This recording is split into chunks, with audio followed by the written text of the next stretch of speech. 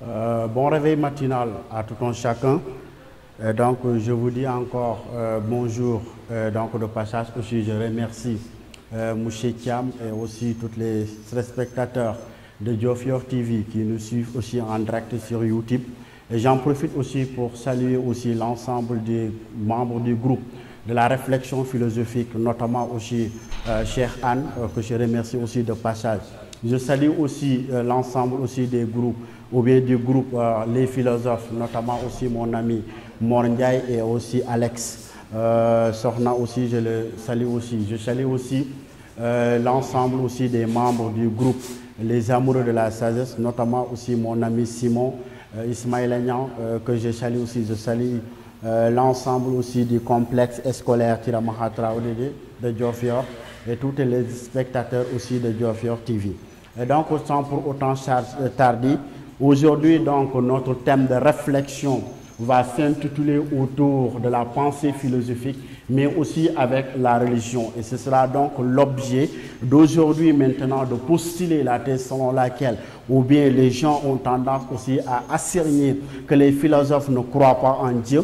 Et donc c'est une assertion des fois qui n'est pas fondée, mais donc qui est tout simplement un reflet de l'opinion du sens commun. Et donc le sens commun a tendance à juger les gens. Et donc comme disait aussi l'épistémologue Gaston Bachelard, que le sens commun ou bien l'opinion pense mal, il dit que même l'opinion ne pense même pas. Et quand il a dit cela, cela montre nettement que les gens donc ont tendance à taxer le philosophe comme étant un athée et donc un individu qui ne croit pas en Dieu et donc qui n'adore pas bien sûr les divinités. Et donc à partir de ce cours maintenant, on aura l'occasion fondamentalement de revenir sur la pensée religieuse des philosophes et donc pour essayer bien sûr de donner quelques exemples bien sûr de la preuve de l'existence de Dieu en pensant aussi par certains philosophes. Et aujourd'hui donc, comme on l'a montré aussi la fois passée, que le rapport qui a existé d'abord entre la philosophie et la religion, c'est que tout simplement nous savons que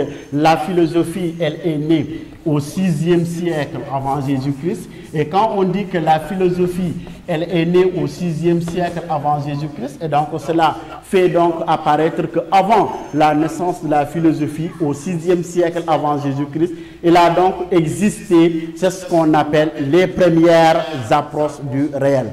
Et quand on dit les premières approches du réel, c'est-à-dire les premières formes d'explication du réel, autrement dit les premières tentatives de donner une explication, mais aussi une datation de ce qu'on appelle maintenant le cosmos. Autrement dit maintenant l'ensemble des récits cosmologiques, mais aussi cosmogoniques. Aujourd'hui maintenant, ce qui nous intéresse, c'est l'une des premières approches du réel qu'on appelle maintenant la religion. Et nous savons que le mot religion, bien sûr, quand on dit la religion, donc la religion étymologiquement provient du latin religare. Et donc quand on dit que la religion provient du latin religare, et donc nous savons que religare signifie tout simplement un lien. Et donc religion provient du latin religare, et comme on l'a dit tout à l'heure, le mot religare signifie un lien. Et donc si religare signifie un lien,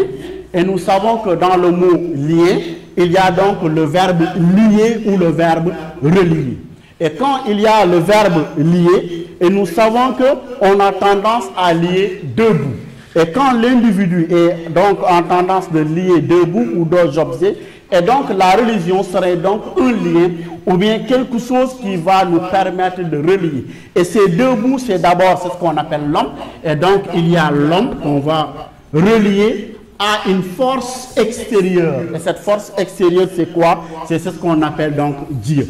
Et donc, autrement dit, la religion n'est que tout simplement un mot qui est tiré du latin religare, et donc religere, qui signifie donc un lien. Et donc, en forme de définition étymologique, le mot religion est un lien qui nous rattache à une force, nous, les hommes, qui nous rattache donc à une force extérieure qu'on nomme Dieu.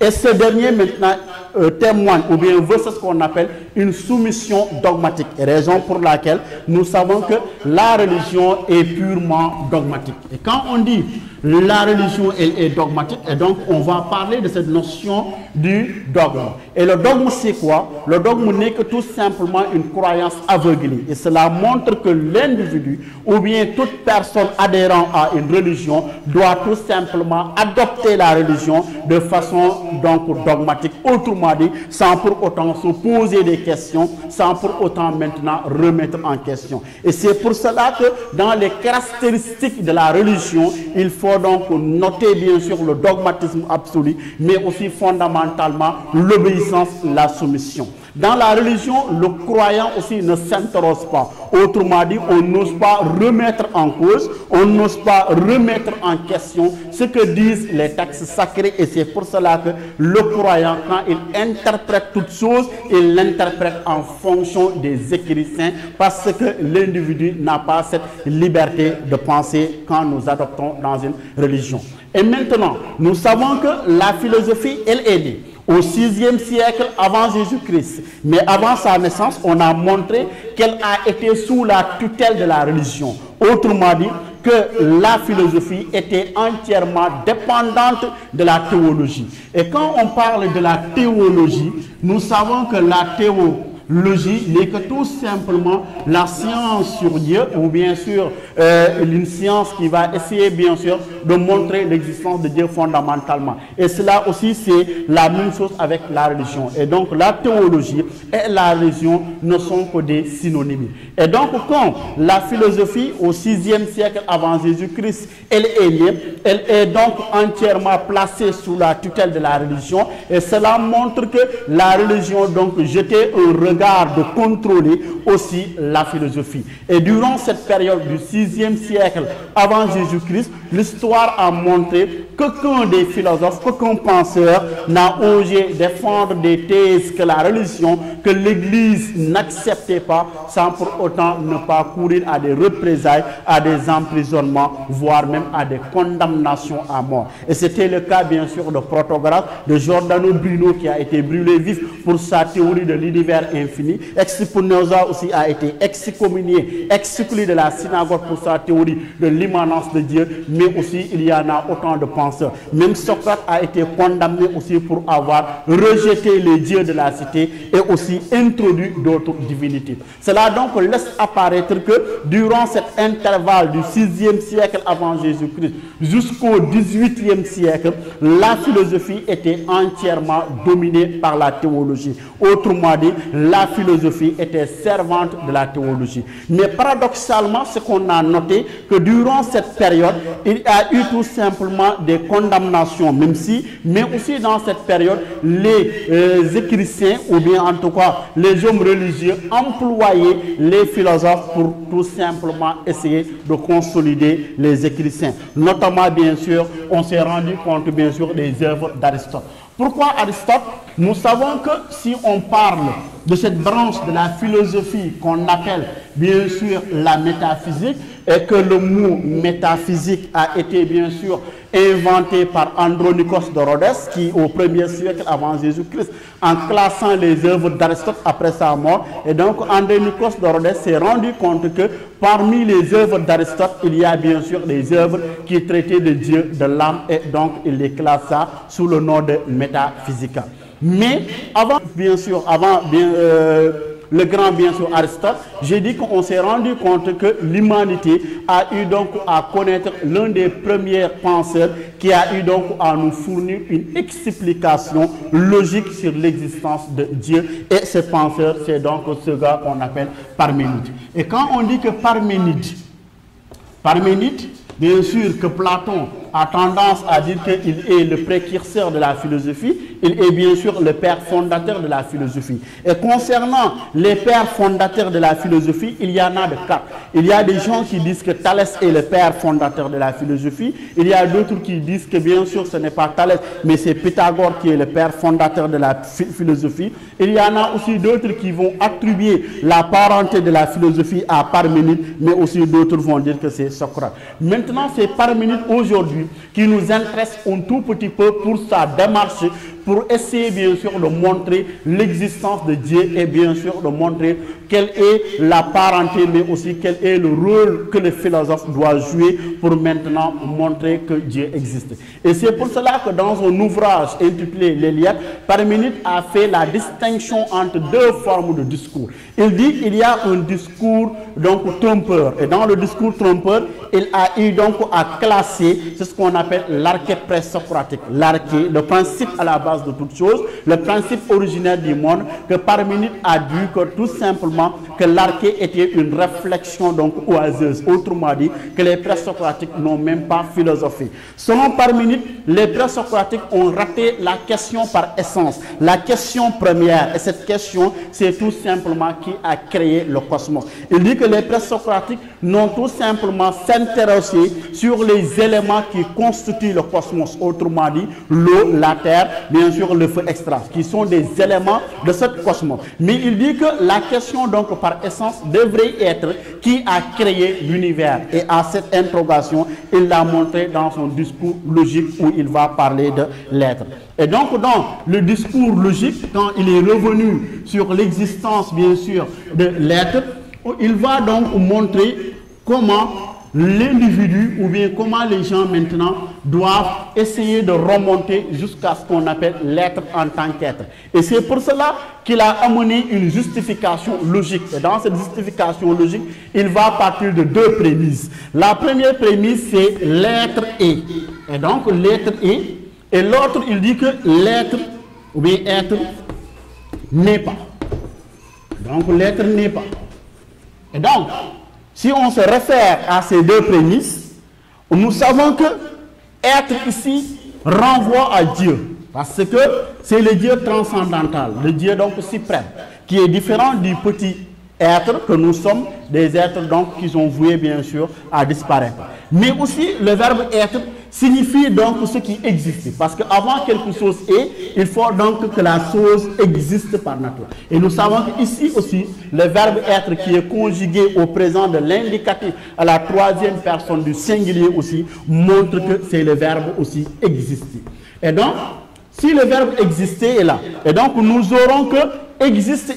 Parce qu'une chose existe quand la chose est en soi, donc fondamentalement. Et donc fondamentalement, on revient donc à postuler une déduction que Dieu est. Et donc c'est pour cela qu'il dit de façon logique, on ne peut pas dire que être n'est pas. Parce qu'on ne peut pas dire que existe, n'existe pas. Et donc existe, n'existe pas. Pour lui, ce n'est pas une démarche logique. Et donc, cela postule qu'on ne peut pas dire que Dieu n'existe pas. Que Dieu n'existe pas. Et donc, Dieu n'existe pas, c'est-à-dire qu'il postule la thèse selon laquelle que Dieu forcément existe. Dans la mesure où le langage logique nous autorise donc à admettre que être est et non pas de dire que l'être n'est pas. Il dit que l'être n'est pas, c'est comme dire existe, n'existe pas. Or, ce qui existe donc fondamentalement, c'est une chose qui est déjà. Et donc, pour lui, donc, il va donc postuler de ce qu'on appelle que Dieu existe. Et donc, fondamentalement, par la raison, et aussi nous savons qu'une démarche logique est une démarche donc qui est basée par la toute puissance de la raison. Et donc, pour la première fois, on s'est rendu compte que dans l'histoire de la philosophie, il a eu donc un philosophe qui a eu donc à montrer l'existence de Dieu tout en s'adossant sur ce qu'on appelle une explication rationnelle. Et donc cela montre que Parménide aussi est l'un des précurseurs de la métaphysique. Même s'il n'a pas fondé le mot métaphysique, mais il est l'un des premiers philosophes à s'interroger sur ce qui se trouve au-delà du monde sensible, au-delà bien sûr de la nature. Et après maintenant, Parménide, je vous ai dit que tout simplement cette branche de la philosophie qui va essayer bien sûr de réfléchir sur les aspects métaphysiques, c'est tout simplement que l'appellation, c'est-à-dire le mot métaphysique a été donc inventé par Andronikos de Rhodas. Et donc, on s'est rendu compte que André Nikos de Rhodes, c'est basé aussi des œuvres d'Aristote. Et c'est pour cela qu'Aristote aussi a écrit sur Dieu, un Dieu transcendantal, qu'il a donc appelé le premier moteur. Et en parlant de Dieu, Aristote a tendance à dire que Dieu est le premier moteur. Et donc, s'il dit que Dieu est le premier moteur,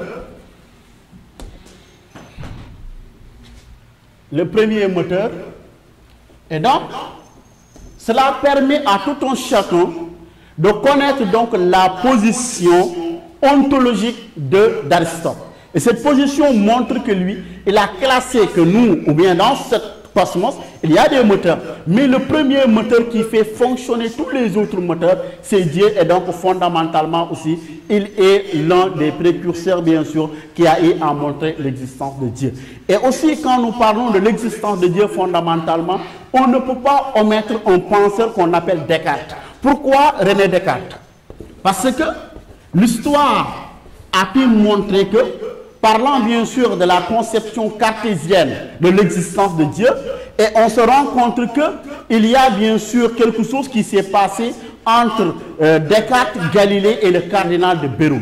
Quand le cardinal de Bérou, qui est bien sûr l'ami d'enfance de Galilée, l'a condamné pour son héliocentrisme au détriment du géocentrisme. Autrement dit, que Galilée avait déjà montré que ce n'est pas la Terre qui est le centre de l'univers, mais c'est le contraire. C'est le Soleil qui est au centre de l'univers et la Terre donc émouvant au mouvement de rotation autour du Soleil. Et quand Galilée a postulé cela, il a été donc condamné par son ami d'enfance qu'on appelle le cardinal de Bérou. Mais qu'est-ce qui s'est passé? Il s'est passé que au même moment que Galilée a montré que c'est l'héliocentrisme au détriment du géocentrisme, et son ami d'enfance n'a pas hésité à le condamner. Au même moment, René Descartes était donc en mesure de sortir un ouvrage qu'on appelle bien sûr Traité du monde. Et dans le Traité du monde, René Descartes avait déjà lui aussi montré l'héliocentrisme au détriment du géocentrisme. Et c'est pour cela que Descartes a dit, quand j'ai eu écho de la condamnation de Galilée pour son héliocentrisme, il dit, j'ai désiré le Traité du monde. Et quand il a désiré le Traité du monde, 3 jours après, le cardinal de Bérou a fait appel à Descartes. Et Descartes dit, par peur même, j'avais fait mes adieux, parce que je pensais que celui qui n'a pas hésité de condamner son ami d'enfant, comment il fera de moi? Et donc, c'est pour cela que Descartes dit, quand je me suis arrivé à ma grande surprise, il dit que le cardinal de Bérou n'a pas tout simplement condamné Descartes, mais il dit, le cardinal donc de Bérou a eu donc tout simplement notion de parler à Descartes, bien sûr, de l'importance de philosophie. Et quand on revient sur le cardinal de Bérou, et aussi quand ce qu'il a dit à Descartes, Descartes l'a montré, bien sûr, dans son discours de la méthode, quand il a dit que le cardinal de Bérou m'a dit, moi le cardinal de Bérou, ainsi que tous les cardinaux réunis derrière moi, nous te donnons la parole, toi Descartes, pour que tu puisses défendre l'Église contre les athées et les libertins. Et c'est pour cela aussi Descartes a eu à montrer, ou bien sûr à nous fournir une explication sur l'existence de Dieu. Et Descartes a dit, le cardinal de Bérou maintenant m'a condamné, et cette condamnation c'était quoi? C'était pour la première fois, donc Descartes, tu as l'obligation de philosopher. L'obligation de philosopher, mais pour rien que pour défendre l'Église, pour montrer aussi la preuve sur, bien sûr, l'existence de Dieu. Et c'est pour cela que Descartes a dit, pour montrer que Dieu existe, et pourtant c'est un philosophe, Descartes dit, je vais partir de 2 principes. Il dit que l'individu, s'il se regarde lui-même, il saura que Dieu existe, parce que nous sommes partis tout simplement de cette petite liquide-là, et ce liquide-là a fait donc jaillir l'individu, et donc l'homme est allé même jusqu'à même faire 1 mètre donc, et plus, et donc poser bien sûr 100 ou bien quelques kilos. Il dit que cela ne relève pas du hasard fondamentalement. Mais Descartes aussi va partir d'une suite logique, dans la mesure selon laquelle Descartes dit fondamentalement, tout ce qui existe dans ce monde existe de façon dichotomique. Autrement dit, toute chose qui existe, il y a son contraire. Quand il y a le jour, il y a la nuit. Quand il y a l'homme, il y a la femme, etc. Et Descartes est parti de 2 mots. Il dit que si le mot parfait existe. Il dit donc, le mot aussi imparfait existe. Donc l'imparfait existe. Et donc le parfait et l'imparfait existent. Maintenant, pour montrer l'existence de Dieu, Descartes aussi est parti de ces deux mots, le parfait et l'imparfait. Descartes dit, nous savons que dans le monde que nous vivons, il y a deux êtres vivants qui marquent leurs empreintes le plus. Et ces deux êtres vivants sont l'homme et l'animal. Nous savons que l'homme et l'animal sont les deux êtres vivants qui marquent le plus leurs empreintes, bien sûr, dans le cosmos. Il dit donc, entre l'homme et l'animal, si nous devons attribuer le mot parfait, entre l'homme et l'animal, bien sûr, Descartes dit, le mot parfait ne saurait appartenir à l'animal. Il dit donc, le mot parfait ne peut qu'appartenir qu'à l'homme, parce que nous savons que l'homme est plus parfait que l'animal. Mais Descartes dit, l'homme va rejeter cette perfection, parce que l'homme va se rendre compte qu'il n'est pas parfait, mais il est imparfait. Et quand il postule la thèse selon laquelle que l'homme est imparfait, Descartes dit donc le mot parfait devrait appartenir à qui?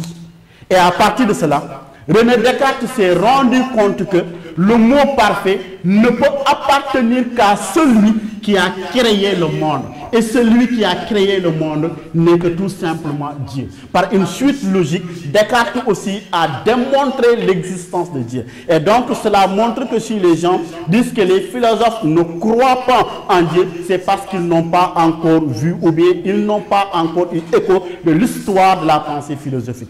Et quand je passe encore à Descartes, il y a un autre penseur qu'on appelle Amselve. Et Amselve aussi, pour démontrer l'existence de Dieu, il a passé par ce qu'on appelle la grandeur de Dieu. Amselve dit, est-ce qu'un individu peut penser quelque chose qui serait plus grand que Dieu? Il dit, ça n'existe pas. Nous ne pouvons pas penser quelque chose qui serait plus grand que Dieu. Et donc, par la grandeur aussi, parce qu'en tant que musulmans, nous aussi, nous pensons par la grandeur Allahu Akbar pour montrer l'existence de Dieu. Amselve aussi a passé par la grandeur pour montrer l'existence de Dieu en disant, on ne peut pas penser une chose qui serait plus grand que Dieu.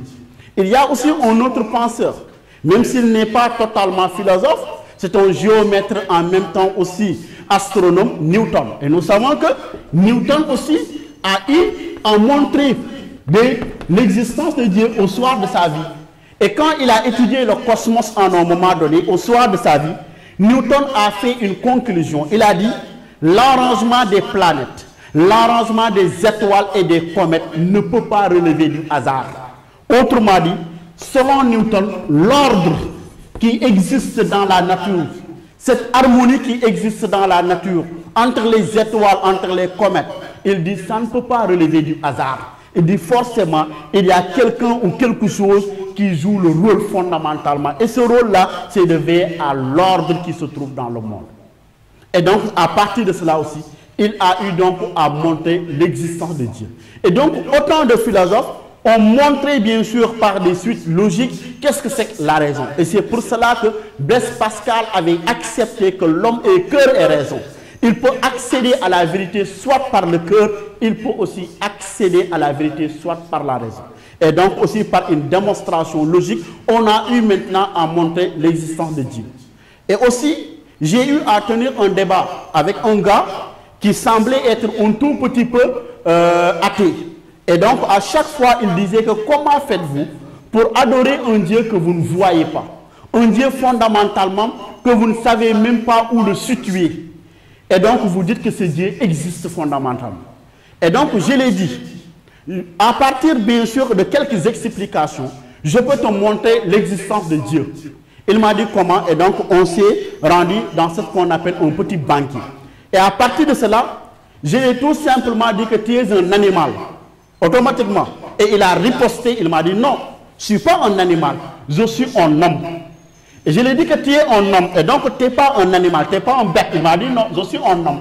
Je suis un homme, et donc pourquoi? Je lui ai demandé la question, pourquoi tu dis que tu es un homme? Il m'a dit parce que je suis doté d'un rescositant, autrement dit de la raison. Je suis une substance pensante, la raison. Je lui ai dit donc tu crois en l'existence de la raison? Il m'a dit oui. Je lui ai dit où se trouve la raison?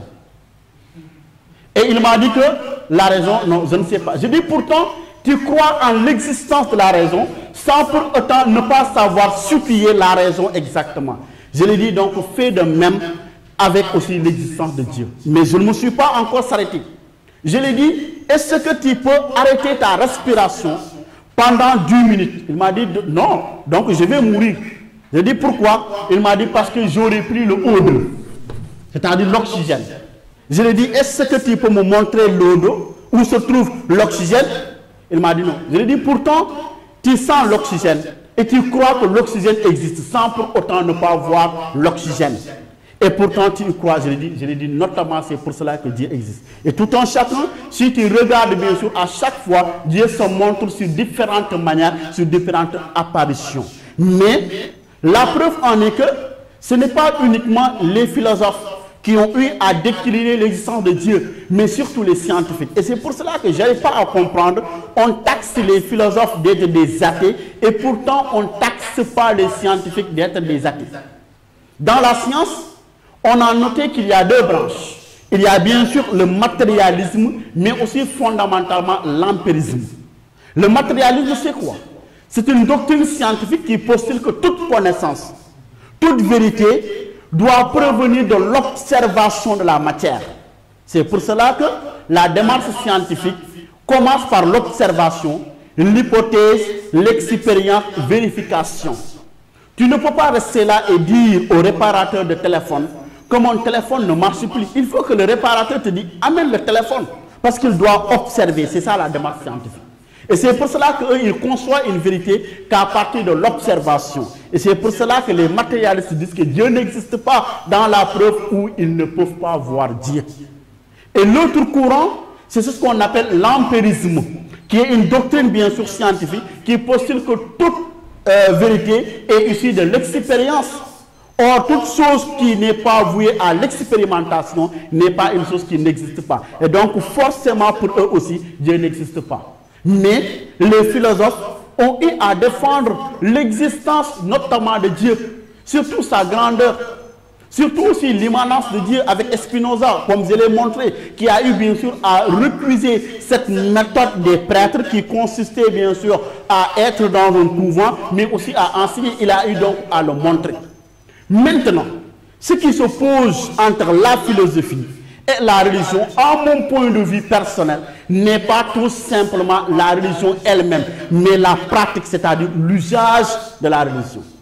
L'usage de la religion, dans la mesure où fondamentalement, les gens ont du mal à accepter. Et récemment, il y a une dame qui m'a dit, Fall, je suis une musulmane, mais non pratiquante. Alors que dans la religion musulmane, si je ne me trompe pas, c'est une religion où il y a des principes à respecter et donc des normes à respecter parce que ça ne demande pas ou bien ça n'amende pas bien sûr ce qui est dans le Coran, ne provient pas directement du prophète Mohammed, paix et salut sur lui, mais ça provient de Dieu. Et c'est ça aussi la démarche religieuse. De Dieu à l'ange Gabriel, de l'ange Gabriel bien sûr au prophète et au prophète à nous. Le problème c'est entre nous, le peuple. Nous n'arrivons pas à bien interpréter ce qu'on appelle les écrits religieux. Et c'est pour cela que ça pose problème. Mais des fois aussi, on rencontre ce qu'on appelle une contradiction dans les œuvres ou dans les livres révélés. Contradiction dans la mesure où, je ne sais pas, si au fond c'est Dieu qui se trompe, ou c'est nous-mêmes qui nous trompons en même temps. Parce que Dieu lui-même, il a dit que vous tous, l'humanité, vous êtes égales aux yeux. C'est-à-dire qu'aux yeux de Dieu, nous tous nous sommes égaux. C'est ça la justice divine. Il n'y a pas de Maintenant, au même moment, Dieu lui-même, entre le peuple, nous tous, les gens, il a sélectionné des gars et il les a donné certains privilèges. D'abord, on prend le prophète Muhammad, Al-Muhammad, qu'il a eu donc à choisir. Et nous savons que le prophète Muhammad, même si on prend son nom, Dieu n'a pas inventé quelque chose. L'histoire a montré que Dieu lui-même, pour montrer ou bien pour créer l'homme, même le premier homme qu'on appelle Adam, pour le créer, Dieu lui-même s'est servi du nom, simplement, je ne dis pas du prophète, mais du nom pour créer l'homme. Et ici, nous voyons la tête. Donc, si on renverse, nous aurons que ici, c'est la tête. Ici, donc, nous allons voir fondamentalement les deux bras de l'homme, mais ici, le ventre et les deux pieds. Ça sort donc et ça montre l'existence, bien sûr. Et donc, en l'homme, il y a le nom du prophète Muhammad, bien sûr. Et donc, Dieu l'a donné quelque chose qu'il ne nous a pas donné. Pourquoi il ne m'a pas choisi? Bon, il devait dire que je vais choisir donc Fall. Donc, il va me choisir. Mais il ne m'a pas choisi. Il n'a pas choisi Babacar. Mais il a choisi. Et il a donné ce gars des choses qu'il n'a pas données à n'importe quelle personne. Et c'est pour cela que même Seigneur Touba a dit que lui, le gars là, le prophète Muhammad, une personne comme lui n'est jamais venue et il ne reviendra plus jamais. Ça ne peut pas être. Parce que c'est que Dieu l'a donné. Et c'est pour cela que dans l'Abiyabdou, Seigneur Touba a dit Muhammadu min salahu lam yati fi mamada wa abadan la yati sabata anna rabbanahi lam yuridi mislan lahu fa misluhu lam yuridi lahu siyadatu lahu baraa fa yawma alastu waladan safaa huwa nabiyyu huwa rasulu huwa al-khalilu wa huwa al-habibu wal imamu wad dalil barahu khalisu min khayri jamal wa sanna nasqudusu min khayri jamal kawnu nabiyyan mustafa muhammadi khayral wara mukhtar inda samadi. Et donc, à partir de cela, regarde ce qu'il a donné au prophète Muhammad. Et donc, il revient, nous le bas peuple, il nous dit que nous sommes des croyants. Et nous savons que le pouvoir de Dieu, si on revient sur la notion de cette destinée, mais il l'a choisi. Pourquoi il ne m'a pas choisi? Qu'est-ce que j'ai fait? Et pourtant, il nous a créés.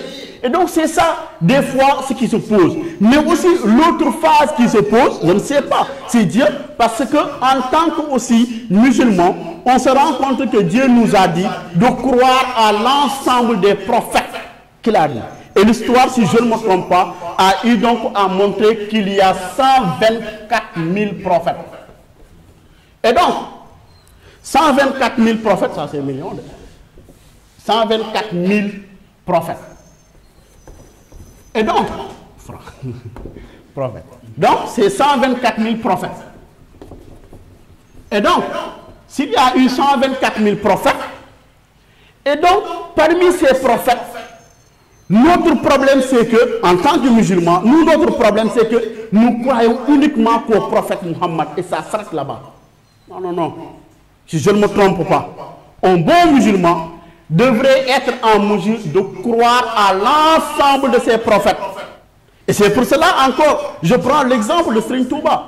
Dans l'un aussi de ses khasidas, il a montré, il a eu à citer quelques prophètes. Yallahu bil Mustafa sindidi yallahu wa bi khalilika Ibrahim yallahu wa bi kalimika Musa sazalihin khadrin wa bi Shuhaybin wa Ismaila yallahu wa bi Sulaiman Nuhin Yunusa Yasail wa Zakariya Yahya huda yallahu Aruna Yusufa Yasin Adama Dawda huda wa Silkiflihin Isa luta yallahu wa Yusufin wa bihi haqin wa hayrihim min anbiyahin wa rusulaka yallahu. Il ne s'arrête pas là, il dit Wabi malaïki tout. Tu crois à toutes les malaïkas, mais surtout leurs élites, Jibril, Summa bihi, Mikaïla yallah. Tu crois en tout cela. En tant que musulman, tu crois maintenant au livre révélé. Wabi Qur'anihi wabi, Tawriti Summa bima, Daouda Diawabihi wa Ruhu yallah. Malheureusement, dans ces livres révélés, que le Coran nous dit, nous devons donc s'adosser sur les 3 livres révélés. Il y a donc une contradiction. C'est ça le problème des philosophes. Parce qu'on dit en philosophie, on admet une vérité uniquement, une vérité qui a été saisie comme telle que par la pensée elle-même, comme disait le Camerounais Martien Toit, qu'une connaissance ne doit être admise comme étant une vérité si et seulement si cette connaissance passe sous l'examination de la raison. Et donc, on se rend compte que nettement, il y a des fois des choses qui paraissent donc dichotomiques dans les œuvres saintes. Parce que si on dit que dans la Bible, c'est Dieu qui parle, je ne sais pas. Mais dans la Bible, c'est Dieu qui parle. Et dans cette Bible, Dieu dit que j'ai un fils, Issa ibn Maryam, Jésus-Christ de Nazareth. Il revient dans le Coran, il nous dit que je n'ai pas de fils. Le problème se trouve où? Dieu, nous, les livres révélés. C'est pour cela que la religion nous dit quand nous croyons, nous ne devons pas donc s'interroger. Nous ne devons pas penser, mais pour ceux qui ne croient pas, ou bien pour ceux qui ne comprennent rien du tout de la religion. On te dit qu'il y a certaines questions, quand tu les poses, ça pose problème. Mais pourtant, sachez que Dieu, tout ce qu'il a mis en nous, joue un rôle capital, notamment la raison, la réflexion.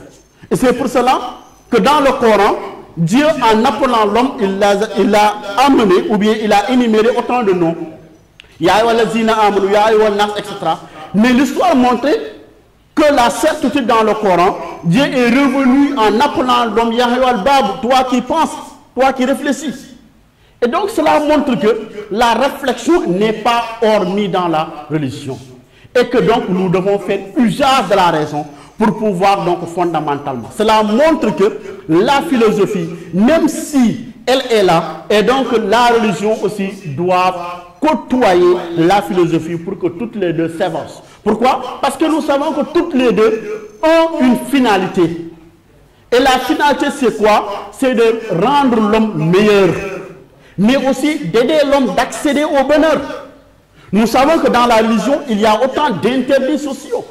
On nous interdit, ne fais pas cela, il ne faut pas mentir, il faut gêner, etc. Autant de choses que la religion nous enseigne, de très bonnes choses. La philosophie aussi nous enseigne de très bonnes choses. Quand je prends l'exemple de l'honnêteté, être honnête, être digne. Être honnête et être digne, dans la mesure où que nous savons fondamentalement que la religion nous dit que nous ne devons pas mentir, mais nous devons être honnêtes. Qu'est-ce que Karl Marx a dit dans ses maximes? Marx a dit, conduis-toi, l'être humain doit se conduire de façon que tout simplement la maxime de tes actions soit érigée à une règle universelle. Mais son ami aussi, Jean-Paul Sartre, qui est un athée qui ne croit pas en Dieu, Jean-Paul Sartre nous dit, agit de tel point que les yeux, tous les yeux de l'humanité sont rivés sur ce que tu fais. Jean-Paul Sartre dit, quand l'individu fait quelque chose, il doit avoir le sentiment que le regard de l'humanité tout entière est rivé sur ce que tu fais. Même quand tu es seul, tu dois avoir ce sentiment. Cela nous permettra bien sûr d'avoir des pensées, des idées donc nobles et d'essayer de nous conduire. Maintenant, bien sûr, comme je l'ai montré, le problème qui se pose entre la philosophie et la religion, c'est tout simplement, des fois, il y a des penseurs philosophiques qui n'arrivent pas donc à accepter certaines démarches religieuses. Dans la mesure où, fondamentalement, si on revient bien sûr dans la conception marxienne, nous savons que Karl Marx a eu donc à critiquer sévèrement la religion quand il a dit que la religion, c'est le soupir de la création opprimée, la chaleur d'un monde sans cœur et l'opium du peuple. Donc, il l'a sévèrement critiqué parce qu'il dit qu'à chaque fois, on nous mettait en place la notion de destinée. Vous êtes les pauvres, vous allez mourir pauvres. Et donc, telle est votre destinée. Il dit la religion ne devrait pas dire cela, mais la religion devrait inviter l'homme à travailler. Parce que le sens de la vie, c'est le sens de la terre, selon bien sûr Friedrich Nietzsche. Quand il a dit, méfiez-vous de tous ces prêtres qui vous font croire au au-delà, alors que nous n'avons pas épuisé le sens de la vie. Car le sens de la vie est le sens de la terre. Et donc, autant de critiques qui sont jetées au regard de la religion. Mais comme je l'ai dit aussi, la philosophie et la religion sont complémentaires. Complémentaires parce qu'ils ont une même finalité.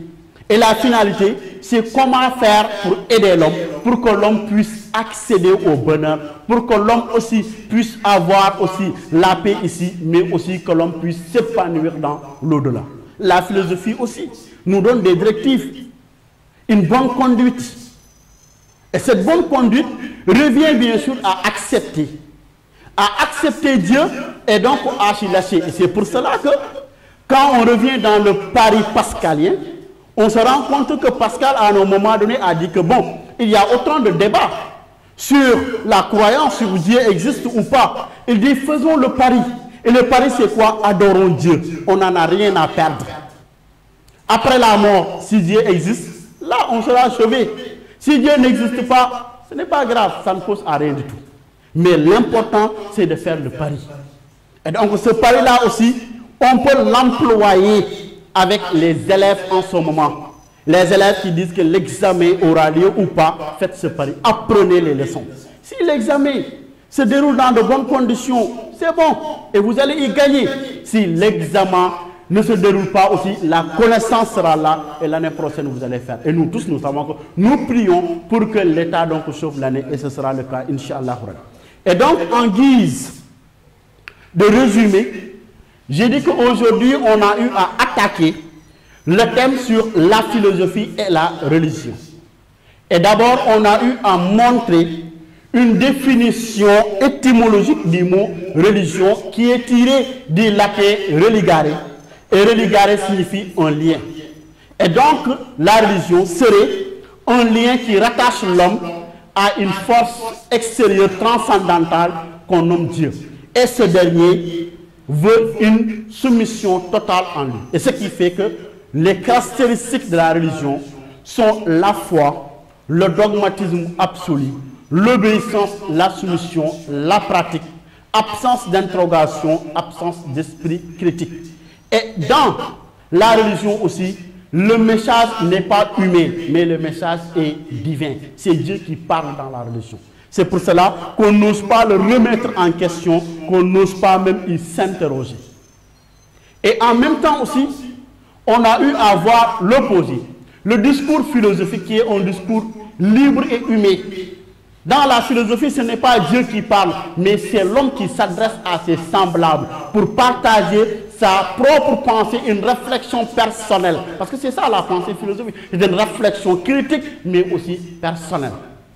Et à partir de cela, on a eu donc à voir le rapport de domination qui a existé entre la philosophie du 6e siècle avant Jésus-Christ jusqu'au 18e siècle, qu'on appelle bien sûr siècle des Lumières. Durant cet intervalle, la philosophie était dominée, la philosophie était sous la tutelle de la théologie. Et cette domination a eu à durer pendant des siècles, qu'on a montré qu'aucun penseur n'avait osé défendre des thèses que la religion n'acceptait pas sans pour autant ne pas courir à des représailles. C'était le cas bien sûr de Giordano Bruno qu'on a cité, d'Spinoza qu'on a cité, de Protagoras, d'Anaxagore, de Socrate, de Galilée. Et donc autant de philosophes ont péri à cause tout simplement parce qu'ils ont défendu des thèses que la religion n'acceptait pas. Et donc en dépit de cela, on se rend compte que malgré cet affrontement, ce champ de bataille qui existe entre la philosophie et la religion, toutes les deux sont complémentaires. Même si Blaise Pascal a dit que l'homme est cœur et raison, il s'est rendu compte bien sûr qu'il y a des choses que la raison ne peut pas connaître. Et c'est pour cela que quand j'entends certains gars de mes amis qui en courtoisissent une dame, ont tendance à évoquer cette citation de Blaise Pascal, que le cœur a ses raisons, que la raison ne connaît même pas, et pour témoigner tout simplement l'amour. Ça n'a rien à voir avec l'amour. Ça a donc tout simplement rapport avec la religion. Blaise Pascal vous montrer qu'il y a des vérités que la philosophie ne peut pas accéder. D'où les limites de la raison avec David Hume. David Hume a montré les limites de la raison. Et ce qui reste, c'est le cœur qui doit le ressentir comme Dieu. Et Hume a dit que la métaphysique, avec cette théorie de vouloir connaître Dieu, il dit que la métaphysique est une réflexion donc oiseuse, une réflexion bien sûr superflue. Et c'est pour cela qu'il a dit que la métaphysique pousse l'esprit à sortir du cadre du monde physique et est l'éclusion et tromperie. C'est pour cela que Kant a fixé les limites de la raison. Et si vous avez bien lu, bien sûr, critique de la raison pure, ou Kant a critiqué la raison elle-même, que la raison ne peut pas tout connaître. Mais il dit, malgré cela, la métaphysique est un besoin vital, qu'il serait illusoire de voir l'homme y renoncer, comme si l'homme ne peut pas renoncer à respirer que sous prétexte que l'air soit poli. Pour lui, le fait de connaître Dieu, le fait de vouloir connaître Dieu est une chose qui est naturelle en l'homme. L'homme veut connaître parce que aussi nous savons que l'homme est une partie de Dieu.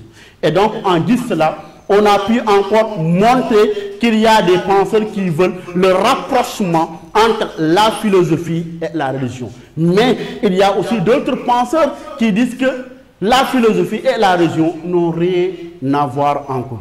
et à Rumi. Et c'est pour cela que c'est Spinoza qui a dit que ni la théologie ne doit être servante de la raison, ni la raison celle de la théologie, mais l'une comme l'autre ont leur propre royaume commun. Et donc c'est par ces mots que je vais donc essayer, d'essayer bien sûr, d'essayer de passer donc la parole à Mouché Thiam. Peut-être il y aura des questions ou bien sûr des contributions à faire. Merci donc M. Fall. Donc avant que vous clôturiez, donc je voudrais tout simplement revenir un tout petit peu par rapport à la pathologie de la philosophie. Parce que la grande question qui revient le plus souvent pour ce qui s'agit donc de la définition de la philosophie, c'est que les gens reviennent le plus souvent aux pères fondateurs. C'est-à-dire les pères fondateurs, c'est-à-dire les philosophes qui sont venus avant Socrate. Avant Socrate, donc, ces philosophes qui ont eu à développer des théories, c'est-à-dire qu'ils ont développé des théories pour essayer maintenant d'expliquer l'origine du monde. C'est-à-dire, on les taxe donc de philosophes qui ont eu à faire ce qu'on appelle des cosmogonies, c'est-à-dire des théories, n'est-ce pas, essayant d'expliquer l'origine et la formation de l'univers, n'est-ce pas? Vous avez cité beaucoup parmi eux, Pythagore, Thalès, c'est l'eau par exemple, ce principe c'est l'eau, Parménide c'est l'être, Héraclite c'est le feu, le changement, qui va engendrer plus tard une philosophie idéaliste, G. Hegel par exemple, entre autres. Donc tous ces philosophes qui sont venus avant Socrate ont eu à réfléchir sur l'origine du monde. Mais lorsque Socrate est arrivé sur la terre, il est revenu maintenant, au lieu de s'interroger sur comment est né le monde. Donc un de ses disciples a dit, il ne s'intéressait pas comme sur la plupart des autres, comment est né le monde. Il disait que c'était folie de s'occuper de ce problème. Il est revenu sur l'homme pour dire, connais-toi toi, même repris par Pascal, qui suis-je? Connais-toi toi-même. Au lieu d'aller chercher la vérité ailleurs, n'est-ce pas, au lieu de s'interroger sur les niais, n'est-ce pas, ce qui avait fait rire la servante de Trente lorsque Thalès est tombé dans une pluie. Au lieu de s'occuper des problèmes mondains, il était en train de voir ailleurs. Donc Socrate est revenu sur l'homme, ce qui veut dire que la philosophie de Socrate est une philosophie anthropocentrique, c'est la raison pour laquelle on l'a donné la paternité. Il y en a d'autres théories entre autres. Mais pour revenir sur la philosophie et la religion, n'est-ce pas, ce qu'ils ont de commun et ce qui les dissocie. Ok? Donc, philosophie et religion, le besoin c'est d'expliquer aussi l'univers, hein, de chercher la vérité. Bien que la philosophie, c'est quoi? C'est la critique. Mais ce qui n'est pas permis en religion. Mais tous deux cherchent à expliquer l'univers, cherchent à expliquer, à avoir des vérités entre autres. Donc c'est ça qui les associe. Mais aussi, il y a plein de choses qui les dissocient. Pour revenir également, les religieux qui disent que je suis religieux, mais je ne suis pas pratiquant. D'autres qui disent que moi je ne crois pas à Dieu, mais je crois à l'humanité. Mais le religieux aussi croit aussi à l'humanité. Qu'est-ce que c'est croire à l'humanité? N'est-ce pas? C'est faire du bien, éviter le mal, n'est-ce pas? Avoir une bonne éducation et pouvoir en servir. C'est ça le religieux. Ce n'est pas seulement le fait de prier, mais c'est le comportement aussi. Mais quand on est religieux et qu'on n'est pas pratiquant, on ne l'est pas. Parce qu'on ne peut pas être une chose et son contraire. Voilà, c'était un guise de mots ce que j'avais réussi à ajouter par rapport à ça. Merci, Chef Fall. Merci beaucoup, M. Thiam. Bien sûr que c'était très intéressant. Et c'est ça aussi, la pensée philosophique. C'est une sauce qui est très délicieuse. Et quand on commence à y goûter, l'appétit nous vient à chaque fois. Et des fois aussi, le corps commence à s'échauffer. Et donc, ce n'est pas aussi parce que je veux le faire, mais c'est par nature, etc.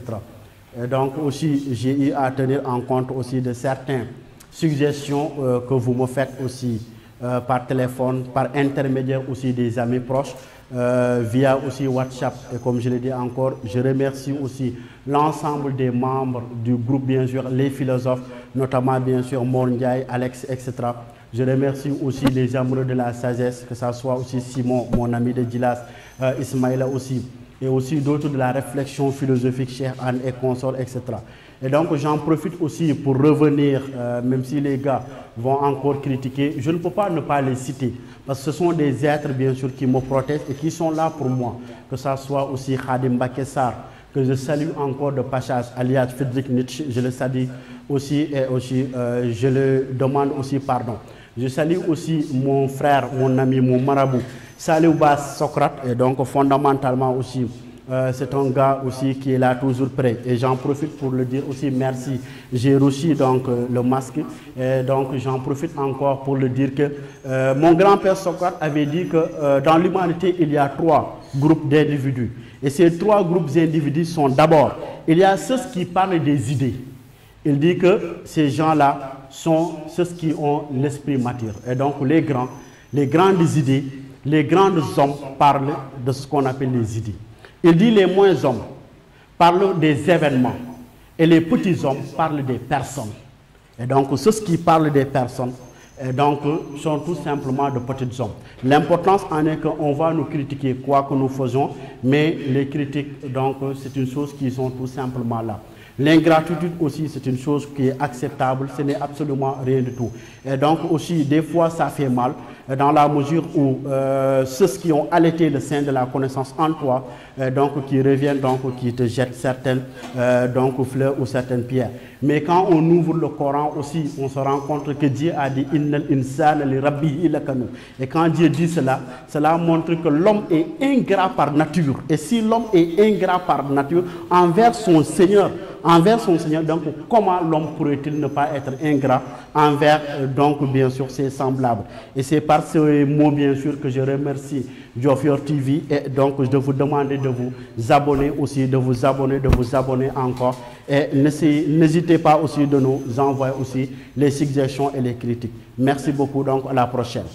Voilà. Merci M. Fall. Donc sur ce, nous vous donnons rendez-vous dans le samedi, n'est-ce pas? Parce qu'avec le Ramadan, c'est un peu compliqué. Mais revenir surtout pour ce qui est du port du masque, parce que c'est devenu une obligation.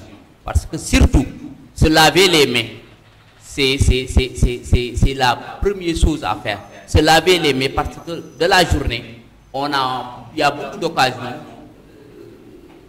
on peut toucher son visage, la bouche, le nez, les yeux, en tout cas, ce qui fait qu'il faut se laver quotidiennement les mains à chaque occasion que vous avez. Lavez-vous les mains et portez le masque en tout cas parce que le corona est encore là.